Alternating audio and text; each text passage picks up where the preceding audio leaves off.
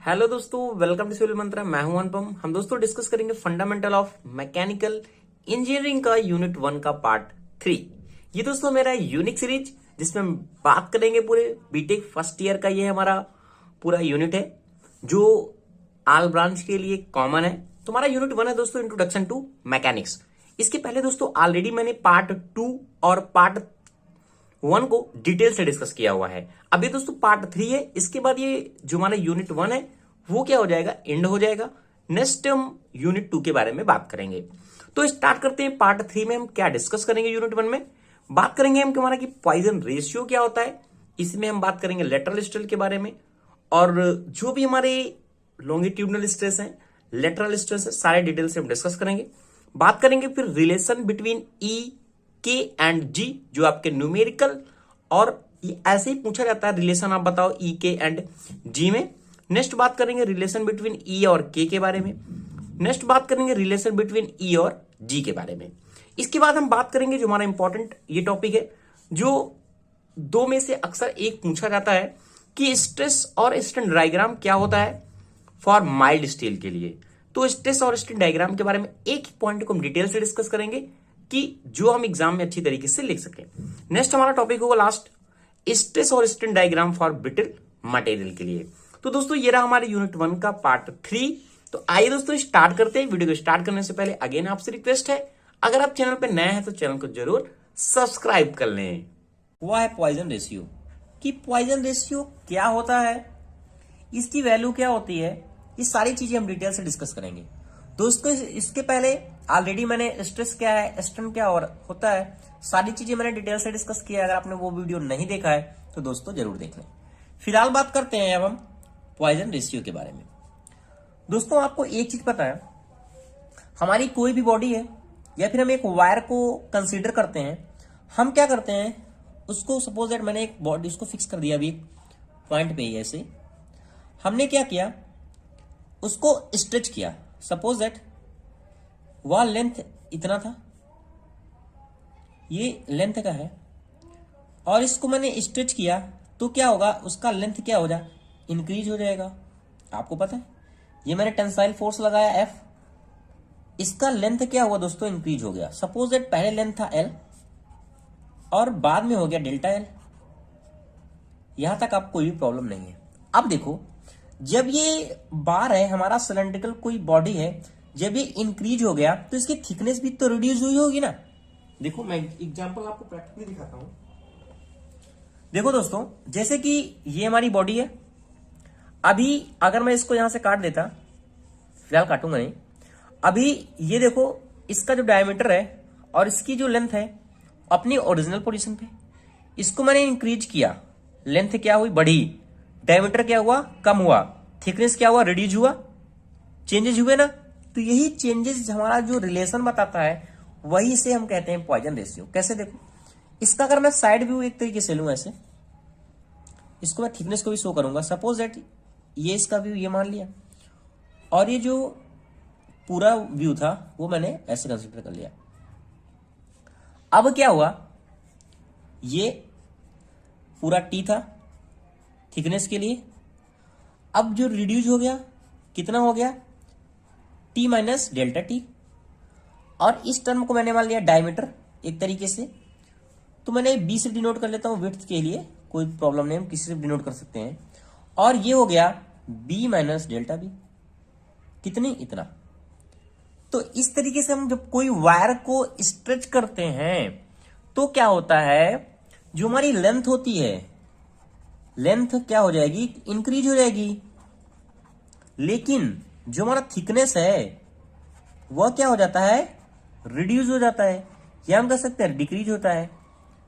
तो जो हमारा टेंसाइल जब हम फोर्स लगाते हैं तो जो हमारा रिलेशन शो करता है, इसके लिए जो हमारा इंक्रीज हो रहा है हमारा लेंथ, उससे तो हम कहेंगे लॉन्गिट्यूडनल स्ट्रेन है। क्या है, लॉन्गिट्यूडनल स्ट्रेन इस वर्ड के लिए, ओके। और जो हमारा डिक्रीज हो रहा है वह थिकनेस है या फिर डायमीटर हमारा जो डिक्रीज हो जाएगा उसे हम कहते हैं लेटरल स्ट्रेन, लेटरल स्ट्रेन। तो जो हमारा रिलेशन बताएगा लॉन्गिट्यूडनल स्ट्रेन के बीच में और लेटरल स्ट्रेन के बीच में, वही हमारा कहलाता है पॉइजन रेशियो। कैसे, देखो अब मैं अगर बात करूं तो जो हमारा लॉन्गिट्यूडनल स्ट्रेन है, क्या लॉन्गिट्यूडनल हमारा जो स्ट्रेन होगा, लॉन्गिट्यूडनल स्ट्रेन, ओके, वो मैंने मान लिया लॉन्गिट्यूडनल स्ट्रेन हमारा क्या है, डेल्टा एल अपन एल है, क्योंकि change in length upon original length. और जो हमारा लेटरल स्ट्रेन है, क्या लेटरल स्ट्रेन, वह कितना हो जाएगा, डायमीटर के टर्म में डेल्टा डी अपन डी। यह रिलेशन और यह रिलेशन जो बताएगा वही हमारा कहलाता है पॉइजन रेशियो।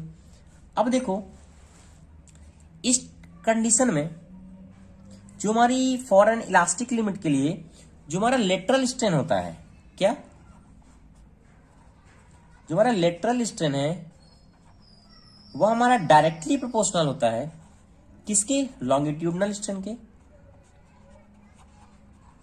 लॉन्गिट्यूडनल स्ट्रेन के। क्यों, हमने लेटरल स्ट्रेन प्रोड्यूस किया, दोनों रिलेशन बता रहे हैं ना। क्यों, जब हम एक को इंक्रीज कर रहे हैं तो हमारा ये भी वर्ड क्या हो रहा है, दोनों इंक्रीज हो रहे हैं। तो इस तरीके से अगर मैं इस टर्म को लिखना चाहूं तो एक हमारी जो यूनिट आएगी वह क्या आएगी, लेटरल स्ट्रेन। अगर मैं इस कांस्टेंट टर्म को प्रोपोर्शनल को हटाऊं, मैंने मान लिया एम है और इनटू क्या है, लॉन्गिट्यूडनल स्ट्रेन हो गया। ओके, मीनिंग दिस तो मिस्टेक है, आप ये देख लीजिएगा। अब देखो अगर मैं रिलेशन फाइंड करूं एम के लिए या फिर पॉइजन रेशियो के टर्म में, तो इसे हम डिनोट किससे करते हैं, एम से, यानी 1/m के लिए। ओके, ये हमारा डिनोट करते हैं हम पॉइजन रेशियो के लिए। अब देखो अगर मैं इसको लिखना चाहूं तो क्या लिख सकता हूं, जो हमारा कांस्टेंट टर्म अगर हटेगा, जो रिलेशन हमारा बताएगा वह निकल के आता है 1/m, क्या हो जाएगा, lateral strain upon longitudinal strain, longitudinal strain. तो यही दोस्तों इसे हम कहते हैं पॉइजन रेशियो। जो हमारी पॉइजन रेशियो के लिए मटेरियल की वैल्यू होती है वह मोस्टली क्या होती है, 0.25 से कितनी होती है, 0.35। यह दोस्तों आपको याद भी रखना है, कभी कभी 60 क्वेश्चन में पूछी भी जाती है। अब एक चीज मैं बताऊं, कोई भी हमारी बॉडी है, अगर उसका देखेंगे हम नेचर देखें किसी बॉडी के लिए, जो भी हमारी स्ट्रेस है इलास्टिक लिमिट में है, तो इसके लिए क्या होगा, दोनों एक दूसरे से अपोजिट होते हैं। लेटरल स्ट्रेन और लॉन्गिट्यूडनल स्ट्रेन दोनों अपोजिट होते हैं। अपोजिट किस लिए होते हैं, अगर देखें, अगर हम एक को इंक्रीज करते हैं तो दूसरा क्या हो रहा है, डिक्रीज हो रहा है। सपोज दैट अगर हम लेंथ को इंक्रीज कर रहे हैं तो थिकनेस उसकी रिड्यूस हो रही है ना। तो इस तरीके से जो हमारा लॉन्गिट्यूडनल स्ट्रेन है और लेटरल स्ट्रेन है, दोनों एक दूसरे से क्या होते हैं, अपोजिट होते हैं। तो ये दोस्तों हो गया इसका कंप्लीट स्टडी, रिलेशन बिटवीन ई, के एंड जी के बीच में, कि हमारा जो रिलेशन होता है ई, के और जी के बीच में वो क्या होता है, वो सारी चीजें हम डिटेल से डिस्कस करेंगे। अब मैं एक एक मीनिंग को डिटेल से डिस्कस करूंगा। इस वीडियो में बात करेंगे फिलहाल ई और के में रिलेशन क्या होता है, ई और जी में रिलेशन क्या होता है, और ई, के और जी में रिलेशन क्या होता है। पहले मैं सबको 1 by 1 डिस्क्राइब कर देता हूं कि दोस्तों ई का मतलब क्या है, के का मतलब क्या है और जी का मतलब क्या है, ताकि मैं बार बार जब इसका नाम लूं तो आपको कंफ्यूजन ना हो। ई का मतलब हमारा होता है यंग मॉडुलस। जो यंग मॉडुलस होता है उसका फॉर्मूला होता है तो लॉन्गिट्यूडनल या direct stress upon longitudinal strain होता है। अगर आपको डिटेल से इसके बारे में जानना है कि यंग मॉडुलस क्या होता है, मॉडुलस ऑफ रिजिडिटी क्या होती है, या बल्क मॉडुलस होता है क्या होता है, तो चैनल पे आप दोस्तों लिंक पे जा सके देख सकते हैं। मैंने हर एक के बारे में डिटेल से डिस्कस किया हुआ है। यहाँ हमारा मेन जो डिस्कस करना है, इसका रिलेशन फाइंड करना है ई, के और जी में। फिर भी मैं थोड़ा सा डिस्क्रिप्शन ले लेता हूं ताकि आपको जो भूल भी गया हो तो उस चीज समझ में आ जाए। तो ई इक्वल टू क्या होता है, longitudinal stress and longitudinal strain. Okay, जो हमारा जी होता है उसे हम कहते हैं मॉडुलस ऑफ रिजिडिटी। जो इसका फॉर्मूला होता है shear stress upon shear strain Q upon phi. Okay, ये हम डिनोट करेंगे इसके लिए। और जो हमारा बल्क मॉडुलस होता है वह होता है normal stress P and volumetric strain E V. Okay, ये सारे हो गए डिनोट। अब हम बात करते हैं रिलेशन के बारे में कि ई और के का हमारा रिलेशन कैसे निकलता है। देखो दोस्तों, जैसा कि मैंने एक क्यूब को कंसिडर किया है, अगर हम देखें, मैं बात कर रहा हूं ई और के बीच में relation. E is a young modulus और के इज ए बल्क मॉडुलस। अब आपको दिमाग में आ गया होगा कि हमारा यंग मॉडुलस क्या होता है और बल्क मॉडुलस क्या होता है। अब हम बात करते हैं इसके डेरिवेशन के बारे में कि ई और के का हमारा रिलेशन क्या निकलेगा। अगर मैंने एक क्यूब को कंसीडर किया हुआ है, देखो दोस्तों, अगर मैं बात करूं उसमें मैं फोर्स लगा रहा हूं, टेंसाइल फोर्स लगा रहा हूं, टेंसाइल स्ट्रेस लगा रहा हूं, तो जो हमारा स्ट्रेस है इस क्यूब में वो हर जगह इक्वल होगा। यानी अगर एक्स डायरेक्शन के लिए लगाऊं, वाई डायरेक्शन के लिए लगाऊं या फिर जेड डायरेक्शन के लिए लगाऊं, तो हमारा जो स्ट्रेस है इस बार के लिए, इस क्यूब के लिए क्या होगा, सब में इक्वल होगा। यानी मैं कह सकता हूं कि जो हमारा पी एक्स है और P Y and P Z जो हमारा स्ट्रेस है वो हमारा पी है, ऐसा हम कह सकते हैं, क्योंकि पूरी बॉडी के लिए हम स्ट्रेस लगा रहे हैं। तो देखो, अगर सेम थिंग, अगर इस बॉडी में हम स्ट्रेस लगा रहे हैं तो जो हमारा प्रिंसिपल स्ट्रेस होगा एक्स डायरेक्शन के लिए, वाई डायरेक्शन के लिए, जेड डायरेक्शन के लिए, वो भी क्या होगा, इक्वल होगा। यानी कहने का मतलब E X and E Y and E Z equal, सब क्या होंगे, इक्वल होंगे। तो हमें पता है कि जो हमारा ई एक्स की वैल्यू क्या होती है, ई वाई की और ई जेड की, ऑलरेडी दोस्तों मैंने पीछे वीडियो में डिस्कस किया है। तुम्हारा ये रिलेशन क्या निकल के आता था, पी और ई। ई हमारा क्या है, यहाँ स्ट्रेन है, स्ट्रेस है, और ये हमारा क्या है, यंग मॉडुलस है। तो इस तरीके से लिख सकते हैं माइनस पी। और ये क्या है हमारा, ये हमारा एक पॉइजन रेशियो है, लेटरल स्ट्रेन से हमारा फॉर्मूला निकल के आता है। क्योंकि हमारा फॉर्मूला क्या होता है, लेटरल स्ट्रेन। देखो मैं यहाँ पर फिर याद दिला देता हूं, लेटरल स्ट्रेन अपॉन क्या होता है, लॉन्गिट्यूडनल स्ट्रेन। लॉन्गिट्यूडनल स्ट्रेन होता है, ये क्या होता है, 1/m। अगर हम बात करें कि हमारा लेटरल स्ट्रेन क्या होगा, तो लेटरल स्ट्रेन इक्वल टू क्या हो जाएगा, 1/m इंटू लॉन्गिट्यूडनल स्ट्रेन। तो लॉन्गिट्यूडनल स्ट्रेन हमारा क्या कितना है, P अपॉन ई है। Strain equal to longitudinal strain equal to क्या होता है, E delta L upon L के एल से। तो हम लोग इसको लिख सकते हैं माइनस का साइन m, क्योंकि हमारा डिक्रीज होता है लेटरल स्ट्रेन में। और ये हो गया y के लिए, और ये हो गया P m और e। ओके, इस तरीके से जो हमने यहाँ रिलेशन फाइंड किया था वह क्या है, 1/e सब में क्या हो जाएगा, कॉमन हो जाएगा। ये कितना बचेगा, P, ये 1/me यानी 2p एंड m। ये हमने क्या किया है, कॉमन ले लिया है। अब देखो, ये हमारा P और P दोनों में है, और ये E यानी 1 माइनस ये कितना हो जाएगा, 2/m। ये हमें यहां से मिल गया। ये क्या हमारा आया हुआ है, EX, EY and EZ। EX equal EY and EZ। Okay, यहां से हमें पता चल गया ये हमारा क्या था, स्ट्रेस के लिए था, ये हमारा क्या था, स्ट्रेस था, और ये हमारा क्या था, स्ट्रेन था। ओके, अब हमें पता है ये हमारा क्या है, यहाँ यंग मॉडुलस है। हमने बात किया था कि जो हमारा स्ट्रेन था, क्या वैल्यूमेट्रिक स्ट्रेन, वह कितना होता है, जो हमारा वैल्यूम स्ट्रेन होगा वो हमारा कितना होता है, डेल्टा वी।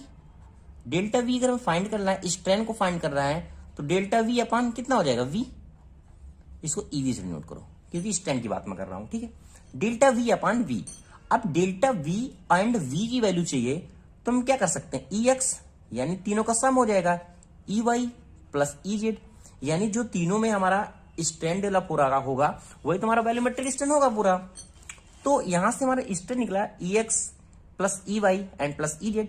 अब देखो, मैंने बताया था ई एक्स और ई वाई और ई जेड की वैल्यू क्या निकल के आई थी, हमारी ये वैल्यू निकल के आई है। तो तीनों का सम करेंगे तो 3 हो जाएगा। यानी हमारी जो डेल्टा वी की वैल्यू, अरे सॉरी, स्ट्रेन की वैल्यू निकल रही है, वह निकल रही है 3p 1 माइनस 2/m। ओके, अब मैंने आपको ऑलरेडी बताया कि हमारा जो बल्क मॉडुलस है के इक्वल टू क्या होता है, normal stress upon volumetric strain, value में स्ट्रेन। अब इसकी वैल्यू ऑलरेडी हमें पता हो गई है और पी की वैल्यू भी पता हो गई है, तो वैल्यू को क्या करते हैं, हम रखते हैं, देखते हैं क्या होता है। अब यहां से हम क्या करते हैं, ईवी की वैल्यू फिर निकाल लेते हैं। अगर हम ईवी की बात करें कि जो हमारा स्ट्रेन है ईवी, ये कितना हो जाएगा, पी अपॉन के हो जाएगा। अब ईवी की वैल्यू हमने ऑलरेडी निकाल के रखी है कि हमारा जो वैल्यू में स्ट्रेन कितना होता है, ये हमारा होता है 3p upon E 1 minus 2 upon M equal to p upon K. अब हमें p से p हमारा कैंसिल हो जाएगा, हमें रिलेशन चाहिए e और k में, हमें e की वैल्यू यहां से निकालेंगे, e की तो कितना हो जाएगा, ये 3k हो जाएगा, 3 का यहां मल्टीपल हो जाएगा, e इस साइड आ जाएगा, यानी 1 माइनस 2 अपॉन एम। इस तरीके से हमारा जो e और k में रिलेशन आएगा तो e इक्वल टू हमारा हो जाएगा 3k 1 minus 2 upon M. Okay, अब यहाँ e क्या है, e हमारा यंग मॉडुलस हो गया, k क्या है, बल्क मॉडुलस है, ये हमारे क्या है, एक नंबर है, और जो हमारा 1 अपॉन m होता है वो होता है पॉइजन रेशियो। अब हमारा ये जो रिलेशन आया है ये आपको शॉर्टकट में पूछा जा सकता है, या फिर कोई भी एग्जाम है, एसएससी जेई का एग्जाम है, कैसे भी हमें ये रिजल्ट क्या करना है, याद रखना है। हमने ई और के में रिलेशन फाइंड कर लिया है। अब हम बात करते हैं जो हमारा नेक्स्ट क्या था, ई और जी में रिलेशन।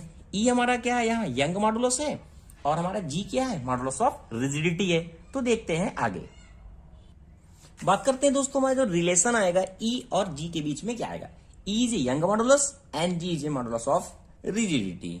सपोज दैट मैंने दोस्तों एक यूनिट साइज का क्यूब को कंसीडर किया है, जो हमारा है ए, बी और सी और डी है। अगर हम इसमें शेयर स्ट्रेस अप्लाई करें क्यू, अगर हम शेयर स्ट्रेस में अप्लाई करेंगे इस बॉडी पे, शेयर स्ट्रेस हमने अप्लाई किया, ये देखो शेयर स्ट्रेस हमने अप्लाई किया इस बॉडी पे। जब हम शेयर स्ट्रेस इस बॉडी के लिए अप्लाई करेंगे तो हमारी बॉडी क्या होगी, स्ट्रेन होगा, इसमें प्रोड्यूस होगा, यानी हमारी बॉडी क्या होगी, चेंज होगी। जब भी बॉडी हमारी चेंज हो रही है सपोज दैट, तो ये बॉडी जो हम स्ट्रेस लगा रहे हैं, ये हमारा जो चेंज हो रही है बॉडी, वो क्या हो जाएगी, स्ट्रेस जो प्रोड्यूस हो रहा है इसमें चेंज जब हो रहा है वो सपोज दैट D1 हो गया। और जो हमारा डायगोनल है AC, this is diagonal AC, ये हमारा कितना हो जाएगा दोस्तों, C1 मैंने मान लिया। इस तरीके से ये फाइंड हो जाएगा। देखो जब स्ट्रेस हम प्रोड्यूस लगाएंगे, ये बॉडी क्या हो रही है, ऐसे कुछ इस तरीके से। तो हमारा जो ये एंगल बन रहा है इसके बीच में, ये मैंने मान लिया क्या है, फाई है, फाई। यहां पर जो फाई है वह क्या है, शेयर स्ट्रेन है, phi is called shear strain. Okay, shear strain, और ये भी हमारा क्या हो जाएगा, ये फाई हो जाएगा। ठीक है, अब हम देखो ये जो डायगोनल हमारा फॉर्म हो रहा है ए और सी के लिए, तो अगर हम देखें तो हमारे दो फिगर यहां बन गए, एक तो हमारा ए था, बी था, सी और डी था। जब इसमें डिस्टॉर्शन हो गया ड्यू टू शेयर फोर्स जब हमने लगाया, वो हमारा कितना हो गया, ए हो गया, बी, C1 एंड D1। कहने का मतलब जो हमारी बॉडी पहले थी वो क्या थी, ए, बी, सी और डी थी। जब इसमें हमसे फोर्स लगाया, शेयर स्ट्रेस लगाया, जब हमारी बॉडी डिस्टॉर्ट हो गई, तो उसमें क्या हो गया, ए, बी, C1 और D1 हो गया। ओके, अगर हम देखें जो डायगोनल हमारा AC है, जो लेंथ हमारा डायगोनल AC है, वो कितना हो गया हमारा, ए, C1 हो गया, जो यही तो डायगोनल है हमारा जो चेंज हो गया, AC1। इसी तरीके से जो हमारा डायगोनल अगर हम बात करें AC की, जो हमारा जो स्ट्रेंथ प्रोड्यूस हो रहा है, टेंसाइल स्ट्रेंथ प्रोड्यूस हो रहा है ऑफ डायगोनल AC के लिए, वह कितना हो जाएगा, change in length upon original length. अब चेंज इन लेंथ हमारा कितना हुआ इस बॉडी के लिए, हमारा AC के लिए देखा जाए तो ये क्या था, AC1 A, AC1 minus AC और अपॉन AC, ऐसा हम लिख सकते हैं। अब देखो ये AC1 मैंने इसी तरह में मान लिया, और जो हमारा AC है, A और C, दिस इज AC। अब मैं क्या कर रहा हूं, इस बॉडी को फाइंड कर लेंगे, मैंने यहां क्या किया, परपेंडिकुलर डाल दिया, इसको मैंने मान लिया E है, ये हमारा 90 है। मैंने इस AC को लिए बहुत ज्यादा स्मॉल था हमारा AC1, AC इस डायगोनल में डाला, तो इस लेंथ को मैंने इक्वल एक तरीके से मान लिया, मैंने यहां कंसीडर कर दिया A और E, ऐसा मैं लिख सकता हूं, उसमें कोई प्रॉब्लम नहीं है। और ये हमारा क्या हो गया, AC हो गया। ओके, अब जो हमारा AC1 है माइनस AE है, वो किसके इक्वल होगा, देखो A C1 माइनस AE, ये E C1 के बराबर होगा, यानी ये वाली अगर लेंथ हमें फाइंड कर ले, इसकी लेंथ और इतनी लेंथ हमें घटा दें तो ये लेंथ फाइंड हो जाएगी। तो मैंने इसको लिख दिया E C1 अपॉन AC। अब देखो ये हमारा कितना 90 है, जब हमारा 90 है तो ये कितना हो जाएगा, 45 हो जाएगा, 45 हो जाएगा। अगर हमें cos 45 की वैल्यू चाहिए, अब देखो दोस्तों, यहां मैंने कॉस्ट वैल्यू लगाया। अगर हमें EC1 चाहिए, क्या चाहिए हमें E और C1 चाहिए, EC1, तो यहां मैं फॉर्मूला लगा सकता हूं cos 45 के लिए। तो cos 45 के लिए क्या होता है, आधार बटे कर्ण। जब आधार बटे कर्ण होगा तो यहां से हमारा क्या हो जाएगा, आधार कितना है, C1 है, यानी C एंड C1, और ये हो जाएगा cos 45। इसको इस तरीके से, तो cos 45 की वैल्यू निकालनी है। cos बराबर आधार बटे कर्ण होता है। बेस हमारा कितना हो गया, ये हमारा हो गया बेस C एंड C1। जो हमारा कर्ण निकला वो कितना होगा, E और C1 हो जाएगा। तो इस तरीके से मैंने EC1 की वैल्यू यहां निकाल दी। सेम टू सेम AC के लिए मैंने अप्लाई किया, ये हो जाएगा BC अपन साइन 45 डिग्री। ओके, क्योंकि ये हमारा 45 है, तो इस 45 के लिए मैंने अप्लाई कर दिया साइन 45 के लिए। लंब बटे कर्ण, लंब हमारा कितना है, BC है, BC हमारा हो गया ना लंब, और कर्ण क्या है, AC है, AC है, इसलिए साइन 45 मैंने यहां लगाया, तो BC अपन साइन 45 हो जाएगा।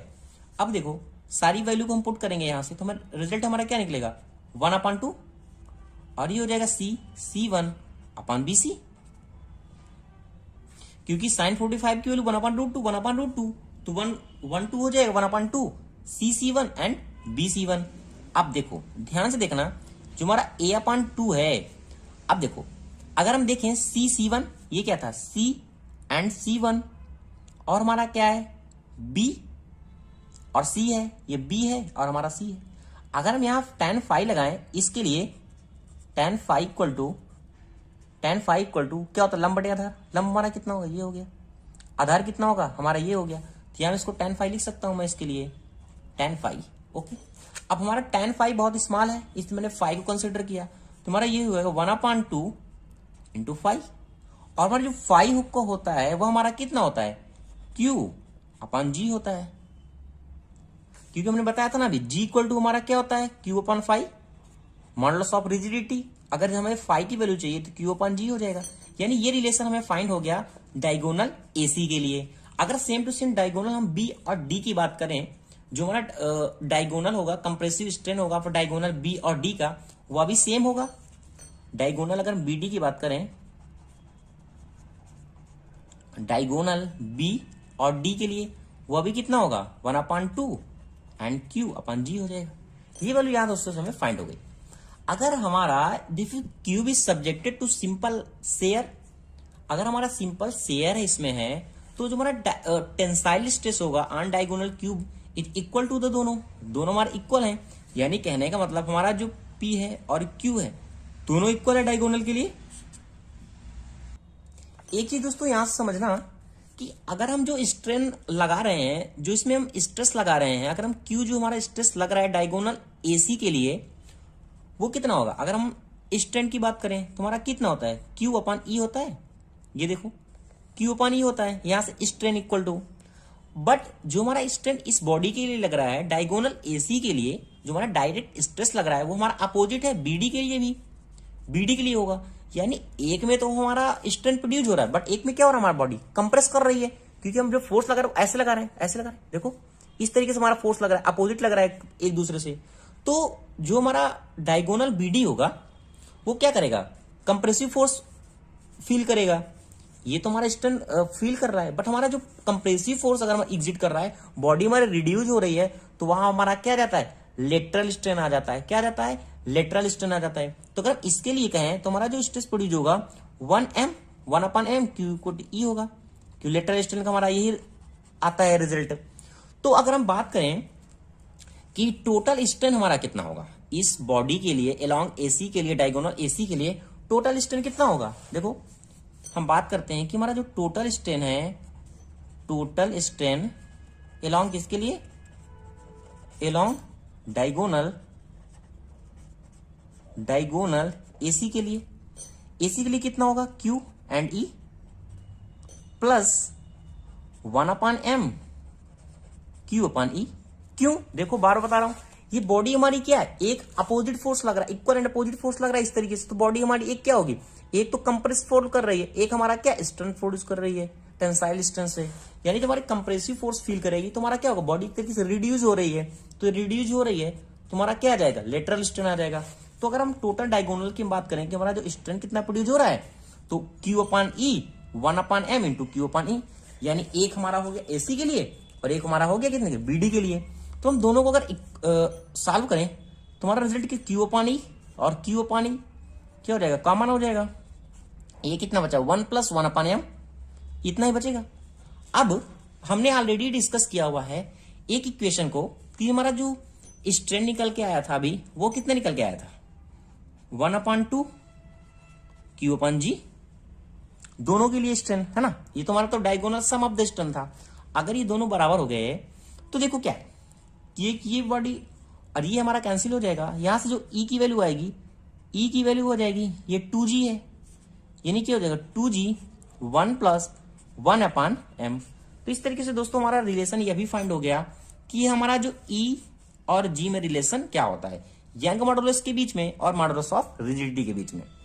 थर्ड हमारा जो टारगेट था वह रिलेशन था कि हम फाइंड करेंगे रिलेशन E के बीच में और K और G के बीच में, इसका रिलेशन क्या होता है। देखो अब देखो ये तो बिल्कुल इजी हो गया। अभी मैंने फाइंड किया था E और K में रिलेशन। देखो E और K में रिलेशन हमारा क्या आया था, E और K का रिलेशन ये आया था ना, E = 3k 1 - 2 अपान m।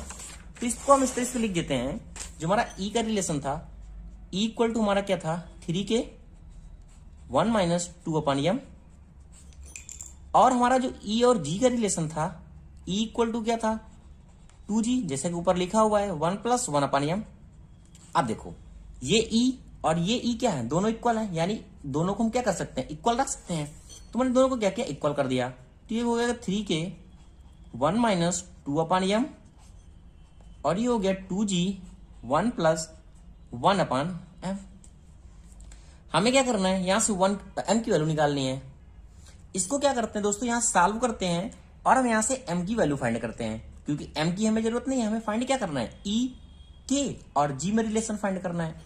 तो मैंने इसको क्या किया, इस सेक्शन को मैंने क्या किया 1 - 2 अपान m किया, और इसको इस साइड ले लिया 1 + 1 अपान m equal 2g and 3k।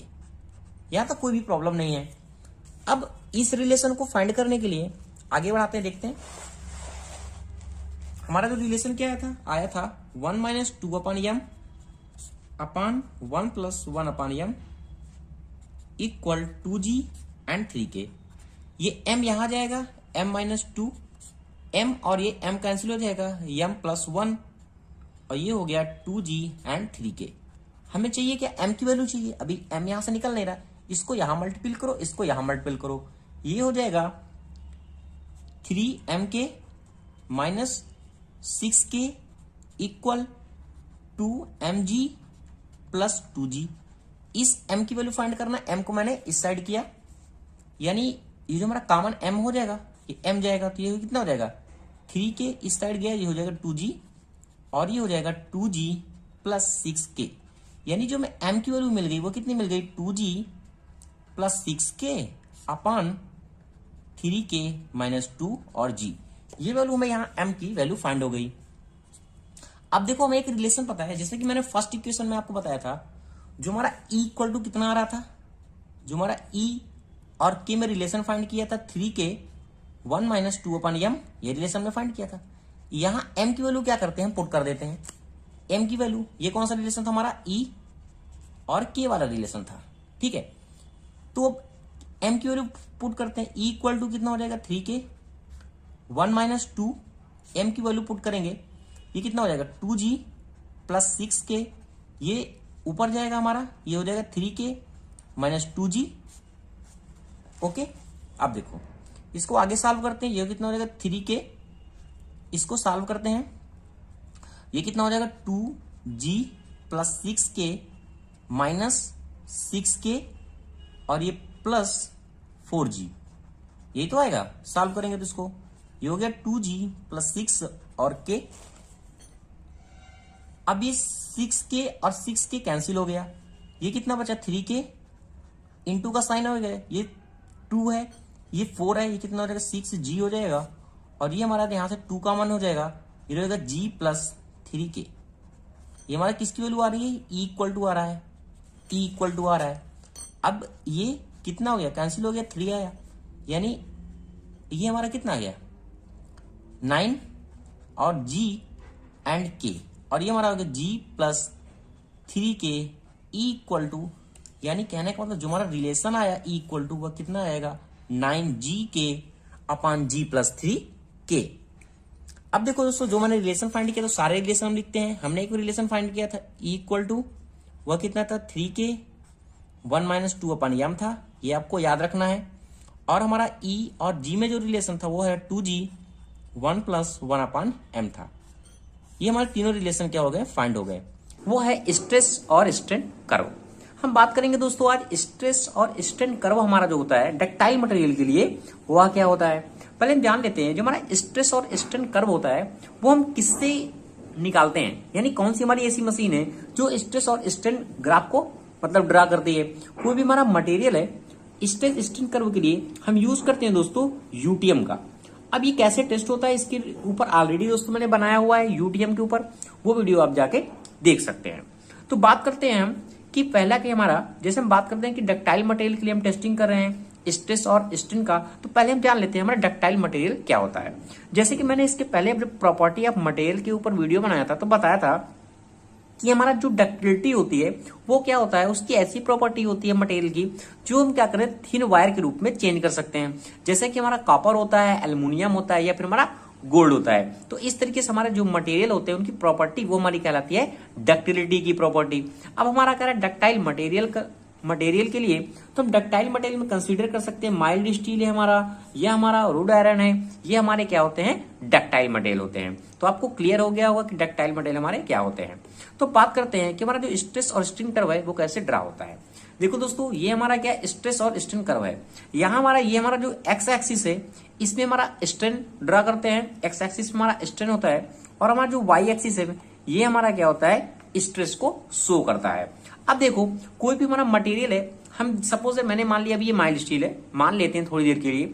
अब क्या है, हमें इसकी प्रॉपर्टी को चेक करना है, वो भी किसकी हेल्प से, यूटीएम की हेल्प से। तो हम देखेंगे कि हमारा जो मटेरियल है हम जो यूज कर रहे हैं वो कितना कैपेबल है, इसकी यानी क्षमता कितनी है, तो वो हम इस ग्राफ के द्वारा क्या कर सकते हैं, निकाल सकते हैं। कहने का मतलब हम ये मटेरियल लिखे, हम देख रहे हैं कि इसमें कितना लोड वियर कर सकता है, तो हमने क्या किया इसमें लोड लगाया, कंटिन्यू लोड लगाया, तो हम देख रहे हैं हमारे प्रॉपर्टी ये मटेरियल हमारा कब ब्रेक हो रहा है, यही हमारा स्ट्रेस और स्ट्रेन कर्व दिखाता है। तो मैंने मान लिया कोई हमारा दोस्तों मटेरियल है, कैसा मटेरियल है, अभी माइल्ड स्टील है क्योंकि डक्टाइल मटेरियल के लिए बात कर रहे हैं। तो फर्स्टली स्टेज हम जब ज्ञात करते हैं स्ट्रेस और स्ट्रेन कर्व का, तो हम क्या कर रहे हैं कंटिन्यू लोड लगा रहे हैं। जब हम कंटिन्यू लोड लगाते हैं माइल्ड स्टील पे, तो हम क्या देखते हैं स्टार्टिंग की पोजीशन पे जो हमारा O और A है ये क्या होता है कंटिन्यू चेंज होता है। इस कंडीशन पे अगर हम देखें तो स्ट्रेस और स्ट्रेन के बीच में जो हमारा ग्राफ है वो क्या शो कर रहा है, जीरो शो कर रहा है एट द ओरिजिन पे O पे। बट जैसे जैसे हम बढ़ाते हैं लोड को बढ़ाते हैं धीरे धीरे, तो O से A पॉइंट तक यानी कुछ टाइम तक हमारा जो स्ट्रेस होता है और स्ट्रेन होता है वो कंटिन्यू एक दूसरे के प्रोपोर्शनल में बढ़ते हैं, वो भी किसके अकॉर्डिंग, हुक लॉ के अनुसार। कहने का मतलब अगर हम स्ट्रेस को बढ़ाए तो स्ट्रेन भी उतना बढ़ेगा, स्ट्रेस बढ़ाया स्ट्रेन बढ़ा, स्ट्रेस बढ़ाया स्ट्रेन बढ़ा। ये हमारी प्रॉपर्टी O से A तक चलती है, ठीक है, कोई भी मटेरियल की। बट फिर इसके बाद क्या होता है, एक टाइम ऐसा आता है जब हम मटेरियल में लोड को लगाते रहते हैं, उसके प्रॉपर्टी क्या है धीरे धीरे चेंज होगी। अब क्या प्रॉपर्टी होती है, जब हम थोड़ा सा और चेंज करते हैं A के आने के बाद हमारा क्या है, ये हमारी प्रॉपर्टी है। अभी यहाँ क्या है, जो ये A तक की प्रॉपर्टी है O से A तक की, वो हमारी कहलाती है प्रोपोर्शनल लिमिट। प्रोपोर्शनल लिमिट क्यों, क्योंकि दोनों एक साथ चेंज हो रहे हैं, डायरेक्टली चेंज हो रहे हैं। जितना हमारा स्ट्रेस चेंज हो रहा है उतना हमारा स्ट्रेन चेंज हो रहा है। अब क्या होता है, फिर हमने क्या किया, थोड़ा सा और लोड लगाया। जब हम और लोड अप्लाई करते हैं तो एक पॉइंट आता है, धीरे धीरे हमारा क्या है वो प्रॉपर्टी मटेरियल की चेंज होने लगती है और हमारा मटेरियल जो है इलास्टिक लिमिट में जाने लगता है। इलास्टिक लिमिट का मतलब क्या है, वो अब लेंथ में क्या होगा धीरे धीरे चेंजेस होंगे। तो ये A से B में इतना स्मॉल चेंज होता है कि दोस्तों में दिखता नहीं है, इसलिए मैंने बहुत ही नियर ही पॉइंट लिया हुआ है। ये भी डायरेक्टली प्रोपोर्शनल बहुत ही कम होता है, माइनर बिल्कुल चेंज होता है। जो हमारा A से B होता है, इस पॉइंट को हम कहते हैं, O से B को कहते हैं इलास्टिक लिमिट। इलास्टिक लिमिट हमारी ऐसी लिमिट कैसी होती है जहां तक हमारा मटेरियल क्या है इलास्टिक बिहेव यानी खींच रहा है, अभी इसमें स्ट्रेस हमारा इतना है, ठीक है। तो A से B जो हमारा O से B है हमारा प्रॉपर्टी क्या शो करता है इलास्टिक लिमिट को शो करता है। ठीक है, अब हमने फोर्स लगाया, फिर हम क्या करते हैं और एक फोर्स लगाते हैं। जब हम और फोर्स लगाएंगे तो हमारा मटेरियल क्या होगा, प्रॉपर्टी को धीरे धीरे क्या करेगा, चेंजेस करेगा, चेंज कर रहा है। अब एक पॉइंट ऐसा आया, ये अपने अपर यील्ड पॉइंट पे आ गया। अपर यील्ड पॉइंट का मतलब, कहने का मतलब, और लोअर यील्ड पॉइंट का मतलब, ये अपनी मटेरियल जो अपनी प्रॉपर्टी है अब चेंज करने लगा है। तो जो हमारा सी पॉइंट होता है, जो हमारा सी पॉइंट है, ये हमारा कहलाता है अपर यील्ड पॉइंट। ये अपर यील्ड कहने का मतलब, यहां तो हमारा स्ट्रेस क्या चेंज नहीं हो रहा, बट हमारा स्ट्रेन क्या है, कंटिन्यू बढ़ रहा है। ओके, तो ये हमारा कहलाता है अपर यील्ड पॉइंट। अब क्या है, जब अपर यील्ड पॉइंट पे आएगा तो हम उसको चेंज करेंगे और लोड करेंगे, तो धीरे धीरे क्या आएगा, अपनी प्रॉपर्टी को चेंज करेगा और एक ऐसा समय आएगा वो डी पॉइंट पे आएगा। जो हमारा डी पॉइंट होगा वो हमारा कहलाता है लोअर यील्ड पॉइंट। तो एट सी पे हमारा क्या होता है, अपर यील्ड पॉइंट होता है, और हमारा जो डी होता है वो हमारा लोअर यील्ड पॉइंट होता है।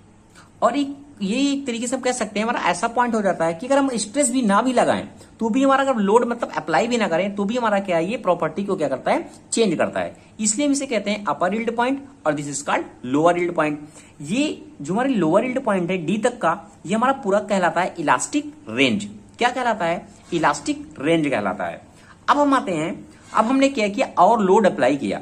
अब हमारी इलास्टिक रेंज तो हमारी फिक्स हो गई मटेरियल की, बट हम क्या कर रहे हैं, उसकी प्रॉपर्टी को चेक करने के लिए और फोर्स अप्लाई कर रहे हैं और लोड को अप्लाई कर रहे हैं।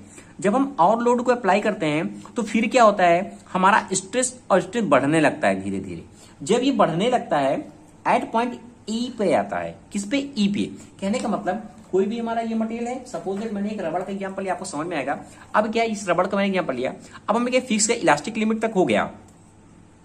अब इसमें हम क्या कर रहे हैं, और लोड को अप्लाई कर रहे हैं। अब हम इसमें इतना लोड अप्लाई कर रहे हैं कि ये टूटने की स्थिति पे आ गया है। टूटने की स्थिति के यानी अपनी नेक की स्थिति पे आ गया है। जो हमारा मटेरियल है बिल्कुल क्या है, टूटने वाला है। जो टूटने वाला है वो जो हमारा ई पॉइंट है वो होता है ultimate stress point. Ultimate stress point हम उस पॉइंट को कहते हैं जो हमारा मैक्सिमम स्ट्रेस होता है, जहां हमारा मटेरियल क्या होता है, बिल्कुल टूटने की स्थिति में हो जाता है, बिल्कुल नेक की कंडीशन पे आ जाता है। तो हमारा जो ई पॉइंट है वो हमारा कहलाता है अल्टीमेट स्ट्रेस पॉइंट। ठीक है, अब हमने क्या किया, इतना लोड अप्लाई किया तो हमारा जो मटेरियल है वो हमारा टूट गया। ये हमारा जो टूट गया इसे हम कहते हैं ब्रेकिंग पॉइंट।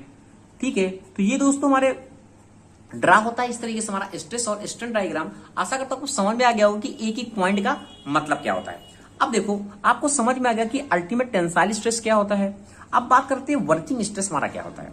देखो, दो टर्म आपके इसमें एग्जाम में पूछा जाता है, कंफ्यूज नहीं होना आपका, न्यूमेरिकल में भी आता है। अल्टीमेट टेंसाइल स्ट्रेस समझ गया आप कि हमारा कौन सा जो होगा, मैक्सिमम स्ट्रेस होगा, जहां मटेरियल क्या होगा, बिल्कुल टूटने की स्थिति पे आ जाएगा।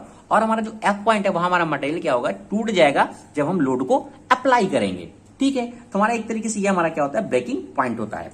अब हम बात करते हैं, एक हमारा टर्म होता है वर्किंग स्ट्रेस। ये वर्किंग स्ट्रेस क्या होता है, वर्किंग स्ट्रेस का हम जब हम डिजाइन करते हैं कोई भी मटेरियल को, तो इस पॉइंट को हमें दोस्तों बहुत ध्यान से देखना पड़ता है।